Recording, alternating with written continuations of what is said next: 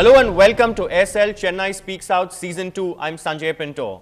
It's a supreme irony. We constantly boast about being a knowledge economy, but then there are hardly any takers today for the teaching profession, and really good quality teachers are fast becoming an endangered species. We put teachers on a high pedestal, but then we also pay them a pittance as salary. Most parents today want their children to be coached by brilliant teachers, but how many of them really want their children to become those brilliant teachers? But that's only one side of the story, ladies and gentlemen. On the other side, you have the Sixth Pay Commission and its recommendations, and many today believe that teachers don't get such a bad deal. After all, they have fairly handsome pay packets, perhaps a little less than MPs, but you can't help that. Also, when it comes to job satisfaction, it doesn't always come with a full wallet. The satisfaction of seeing your students coming up in life, the respect and the reverence that teachers get, many again believe more than makes up for all those corporate perks. Which brings us to our proposition today. Is teaching today the last career option? Is teaching losing its charm?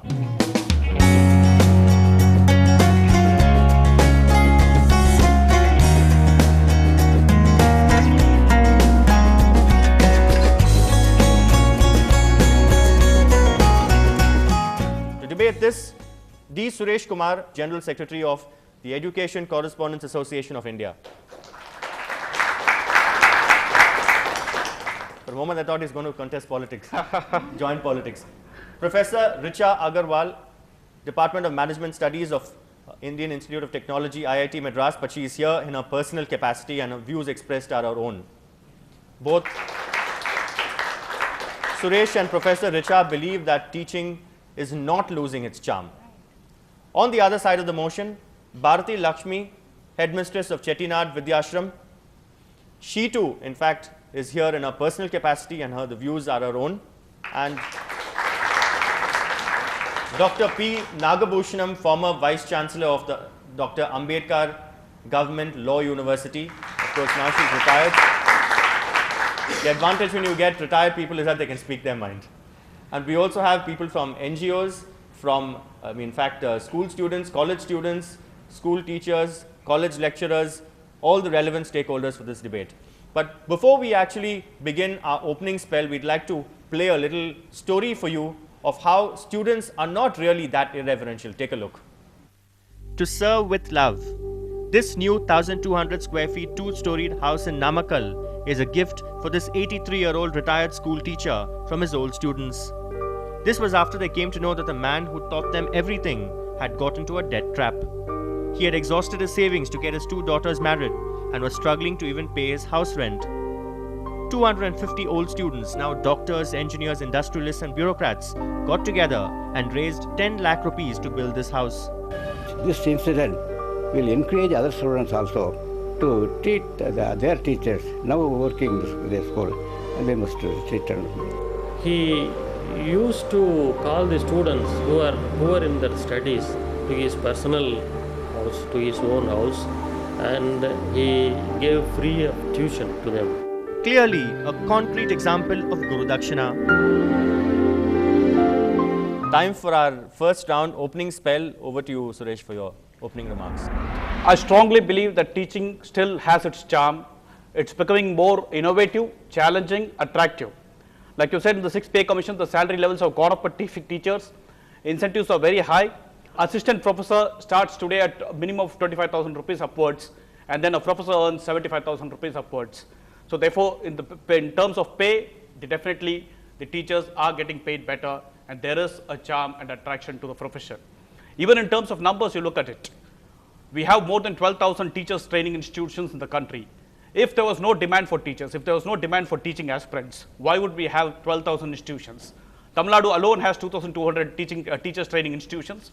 We have an exclusive teacher training university in Tamil Nadu. Uttar Pradesh has more than 1,300 teachers training institutions. And in comparison, the number of engineering colleges and number of arts and science colleges is far, far less. And from the young to the old to the middle-aged people, everybody loves teaching. Classic example, President Abdul Kalam, after his tenure at Rashtrapati Bhavan, took up teaching. Uday Kumar, a middle-aged person who gave Indian rupee the elite global universal symbol, is today a teacher at IIT Guwahati. Another young person, a 22-year-old PhD, one of the country's youngest PhD career holders, Tathagat, is again he has taken up teaching at IIT Powai.